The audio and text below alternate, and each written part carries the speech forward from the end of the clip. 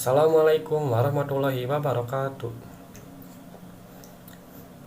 Di sini saya perwakilan dari kelompok 11 akan menyampaikan materi konsep dan rekomendasi pembinaan ekosistem ICT Indonesia.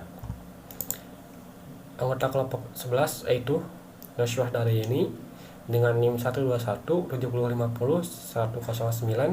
Yang kedua itu Noval 1217050 Yang ketiga saya sendiri Rifki Syekhi 1217050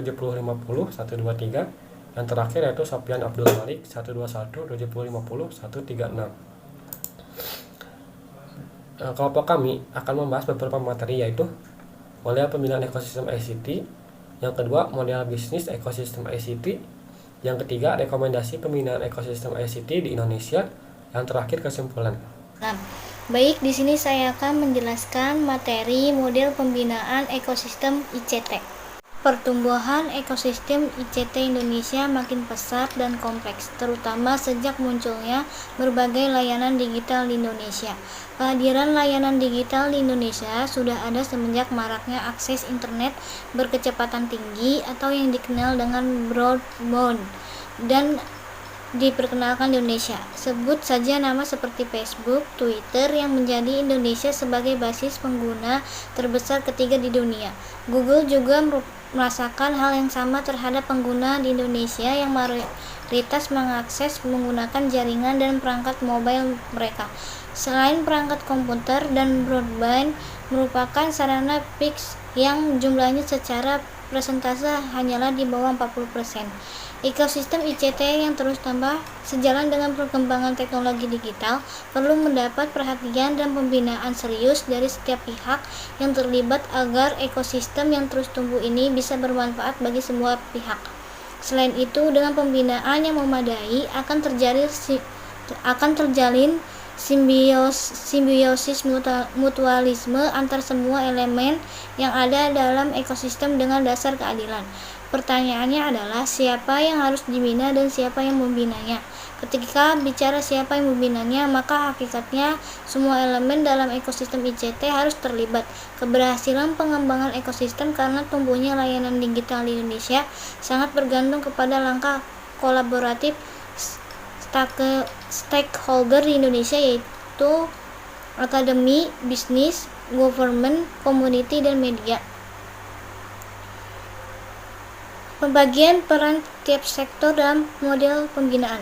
Sektor bisnis, perannya keterlibatan semua provider, menyediakan inkubator pengembangan layanan digital bagi komunitas, kolaborasi dengan universitas, penyelenggaraan infrastruktur hub menjadi jalur distribusi layanan digital nasional. BUMN seharusnya menjadi center of excellence. Yang kedua, sektor akademi. Universitas dan lembaga penelitian sebagai pusat riset, membangun sinergi dengan kalangan bisnis dan pemerintah dalam riset pengembangannya layanan digital, riset pasar, dan riset mengenai strategi pengelolaannya. Sektor government, perannya dukungan kebijakan dan regulasi, menjadi mediator atau fasilitator untuk partnership telco dengan penyedia layanan digital global, menyediakan iklim yang memungkinkan tumbuhnya layanan digital lokal. Sektor community, perannya membangun komunitas untuk pengembangan SDM dalam pengembangan layanan digital. Asosiasi masyarakat kreatif melakukan sosialisasi penggunaan layanan digital ke masyarakat luas. Peran media, sosialisasi, sarana edukasi berbasis media. Berbagai layanan digital yang kini tersedia di marketplace Indonesia yang beragam, yang perkembangannya cukup pesat, diantaranya layanan digital untuk komunikasi, e-commerce, internet, sosial media, jasa transportasi online. Dengan semakin beragamnya layanan digital, Indonesia harus tetap mempunyai pemikiran bahwa layanan digital itu terbagi menjadi dua, yaitu nasional dan global.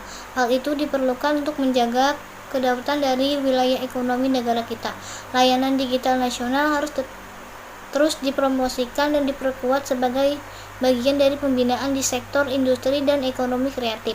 Sedangkan untuk layanan digital global, negara harus mengedepankan semangat melindungi kedaulatan Indonesia dari berbagai macam upaya seperti pengambilan data pribadi masyarakat, privasi masyarakat, online global, trading, dan seterusnya, termasuk pertahanan dan keamanan. Tantangan kebijakan nasional untuk bisnis layanan digital di Indonesia setidaknya terbagi menjadi: A. Menyediakan iklim kompetitif yang sehat. Kebijakan pentarifan, kebijakan kompetisi. B. Menumbuhkan konten lokal. Pemberdayaan masyarakat kreatif Indonesia melalui inkubasi pengembangan layanan digital lokal. Menyediakan jalur distribusi antara produsen layanan digital kepada pengguna akhir. Meningkatkan daya saing layanan digital lokal terhadap layanan digital asing. C. Menjadi mediator kolaborasi operator pengembangan layanan digital yang efektif dan efisien. Tumbuhnya berbagai layanan digital saat ini menurut Martin Prasman berimplikasi pada beberapa pihak. Yang pertama, implikasi bagi pemerintah. Yang kedua, implikasi bagi regulator. Masalah tentang data kelola oleh pihak regulator telekomunikasi menurut Prasman adalah: 1. Mindset dari regulator telekomunikasi yang dibentuk oleh teori ekonomi neoklasik yang mengajarkan bahwa kesejahteraan sosial dapat dimaksimalkan dalam kondisi persaingan yang ketat. Yang kedua, fokus utama di infrastruktur yang mengalami bottleneck, di mana kekuatan pasar yang signifikan dan dominasi dapat dilaksanakan. Untuk itu diperlukan adanya pengaturan untuk sektor tertentu secara khusus. Pada prinsipnya, regulasi dibuat berdasarkan beberapa aspek, yaitu yang pertama, fairness, yang kedua, transparansi, yang ketiga, independen, yang keempat, quality, yang kelima, efektif. Sekian dari saya, dilanjutkan ke pemateri selanjutnya.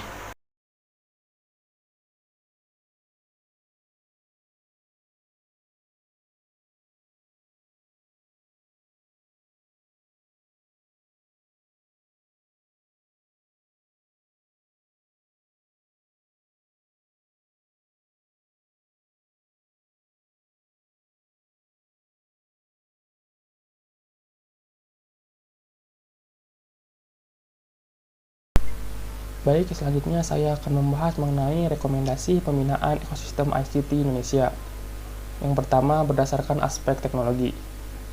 Berdasarkan isu dan kondisi existing yang ada, maka kebijakan internet yang sebaiknya dipilih oleh Indonesia untuk saat ini adalah terbuka dengan pengaturan.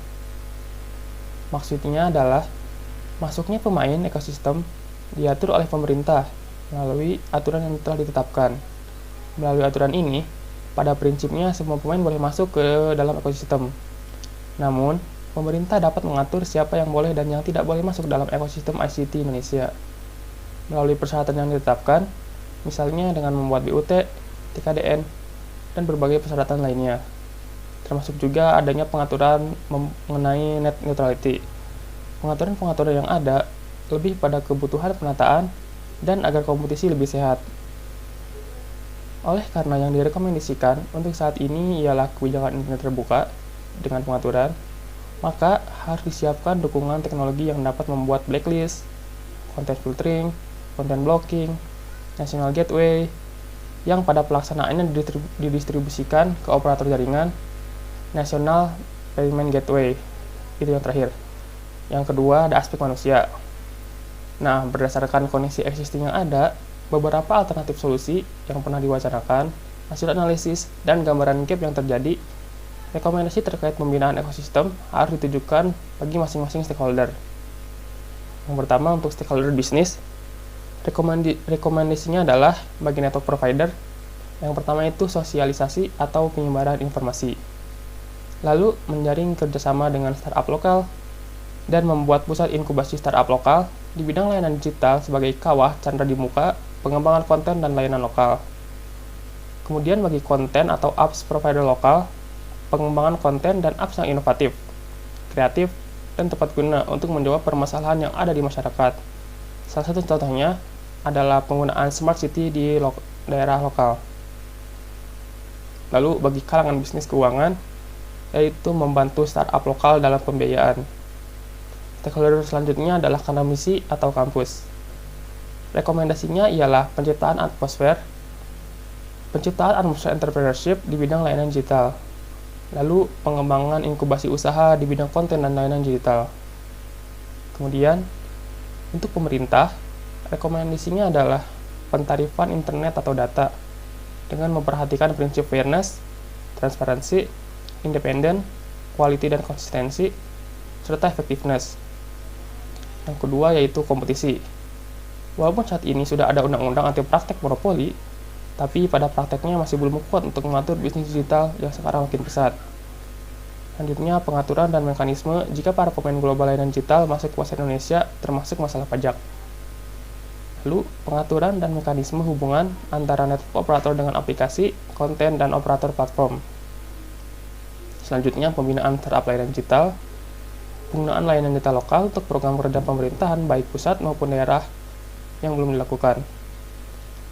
Lalu, menyusun sistem gateway untuk layanan digital secara terpusat yang memudahkan dalam penyusunan whitelist atau blacklist dalam kedepannya. Terakhir, mengembangkan gateway pembayaran nasional yang dapat digunakan untuk monitoring transaksi di berbagai layanan digital. Selanjutnya, untuk komunitas, rekomendasinya adalah penciptaan startup layanan digital lokal yang dapat menjadi alternatif dari layanan digital global. Kemudian, untuk media, yaitu mengedukasi bagi pengguna mengenai internet sehat dan internet aman. Dan terakhir, untuk user, rekomendasinya adalah diperlukannya kesadaran dan pengetahuan untuk internet aman dan internet sehat. Sekian dari saya, dikembalikan kepada moderator. Di sini saya akan menjelaskan aspek tata kelola dan regulasi. Aspek governance dalam model ekosistem adalah ketersediaan aturan main dan regulasi yang memungkinkan tumbuhnya ekosistem dengan sehat. Aspek inilah yang paling banyak gap atau paling banyak kurangnya dibandingkan dengan aspek lain.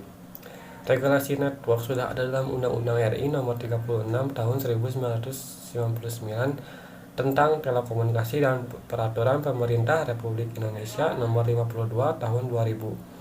Regulasi konten sudah tercover dalam Undang-Undang Nomor 11 Tahun 2008 tentang ITE Nomor 8 Tahun 1999 tentang perlindungan konsumen, UU tentang pornografi dan pornografi, UU Nomor 14 Tahun 2008 tentang keterbukaan informasi publik, Nomor 40 Tahun 1999 tentang pers, dan UU Nomor 32 Tahun 2002 tentang penyiaran. Sementara itu, Permen nomor 25 tahun 2015 juga sudah mengatur mengenai ekosistem ICT, akan tetapi belum detail pembahasannya. Beberapa hal perlu diatur lebih jauh dapat dilihat pada tabel rekomendasi aspek regulasi. Yang pertama ada komponen platform content and aplikasi provider. Rekomendasinya yaitu penciptaan iklim kompetisi. Kemudian dalam draft Permenkominfo tentang layanan aplikasi atau konten melalui internet, definisi OTT yang akan diatur terlalu luas. Rekomendasi lainnya yaitu kebijakan internet yang diambil adalah terbuka dengan pengaturan. Kemudian komponen network elemen provider, rekomendasinya yaitu kebijakan TKDN.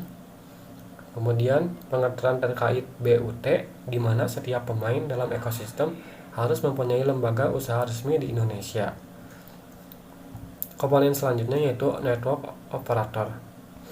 Rekomendasinya yaitu penentuan standar pentarifan internet atau data dengan memperhatikan prinsip fairness, transparansi, independent, quality, and consistent, dan effectiveness.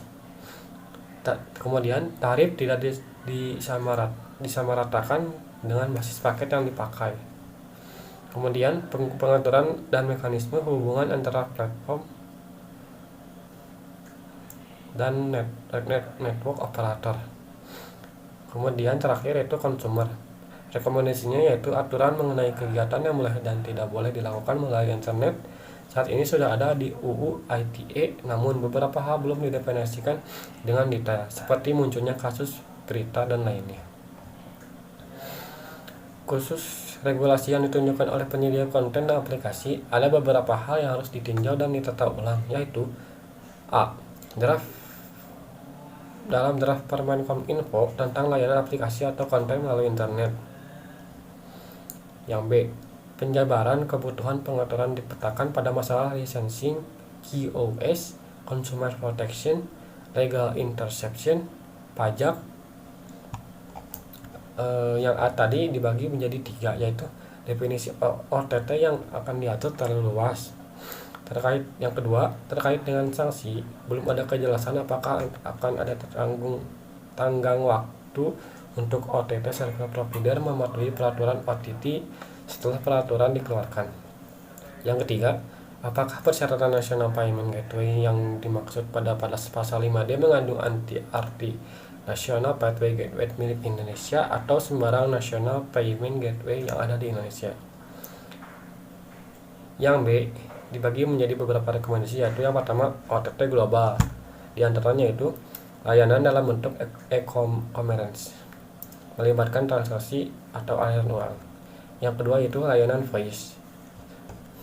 Yang ketiga itu layanan video berbayar seperti Netflix, Disney, dan lain-lain. Yang kedua yaitu OTT lokal, dibagi menjadi layanan dalam bentuk e-commerce, kemudian layanan voice, yang ketiga layanan video berbayar. Yang ketiga yaitu pemerintah harus melakukan filtering dan pemilihan OTT yang sesuai yang bermanfaat agar OTT yang dimaksud sesuai dengan peraturan, norma, dan etika yang ada. Yang terakhir, bagi semua jenis OTT dalam hal universal service, pemerintah perlu melibatkan OTT dalam pengembangan konten untuk membangun ekosistem di wilayah KPU atau USU. Di sini saya akan menyampaikan kesimpulan yang telah dijelaskan oleh kelompok kami. Berdasarkan kelompok kami, maka dapat beberapa kesimpulan sebagai berikut. Di semua negara punya kecenderungan yang sama, ekosistem tumbuh pesat ditandai tumbuhnya pengguna dan perkembangan pengeluaran teknologi broadband. Pemerintah umumnya membebaskan layanan digital berbasis jaringan broadband tersebut. Hanya beberapa negara yang melakukan pembatasan terhadap layanan digital tersebut. Yang kedua, apabila dikaitkan dengan kebijakan secara umum mengenai internet, maka ada 3 alternatif kebijakan mengenai internet, yaitu terbuka, dalam pengaturan, dan tertutup.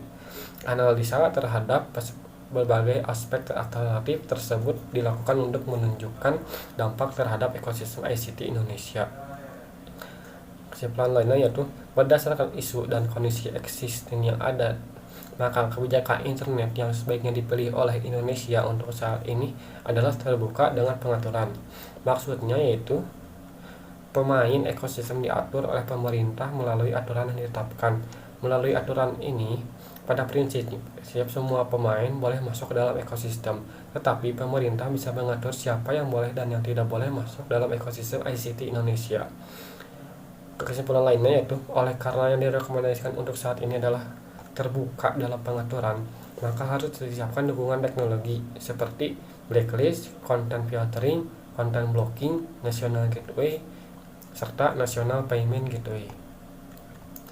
Selanjutnya, pembinaan ekosistem harus ditunjukkan bagi masing-masing stakeholder.